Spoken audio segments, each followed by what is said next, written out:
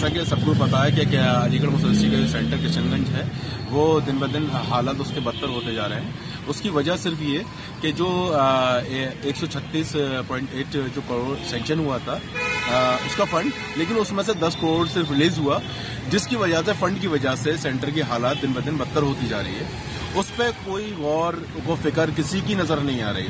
मैं मुतालबा करना चाहता हूं अलीगढ़ मुस्लिम यूनिवर्सिटी शेखुल जामिया से, मैं मुतालबा करना चाहता हूं अलीगढ़ मुस्लिम यूनिवर्सिटी रजिस्ट्रार से, मैं मुतालबा करना चाहता हूं अलीगढ़ मुस्लिम यूनिवर्सिटी कंट्रोलर साहब से, और मैं दीगर जो अलीगढ़ मुस्लिम यूनिवर्सिटी से मोहब्बत रखने वाले लोग हैं, मैं उन सबसे मुतालबा करना चाहता हूं कि आप लोग इसकी गौर फिक्र करें, थोड़ी सी फिक्रमंद हो जाए, क्योंकि अलीगढ़ मुस्लिम यूनिवर्सिटी का वो सेंटर एक तालीमी इदारा है और वहां के लोग उससे एक शिक्षा की उम्मीद में वो सेंटर खोला गया ताकि वहां के लोगों का फायदा हो सके, वहां की जो अवाम है वो तालीम हासिल कर सके।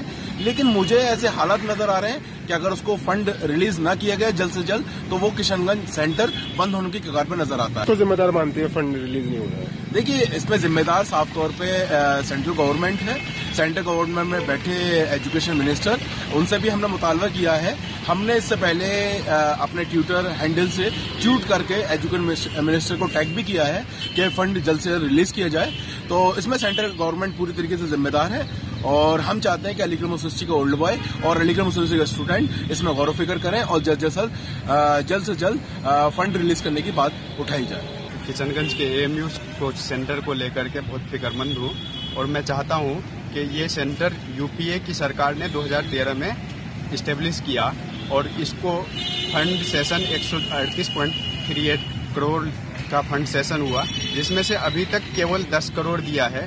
हमारी भारतीय जनता पार्टी की सरकार ने इसे देने में बिल्कुल दूसरी नजरिया बरत रही है।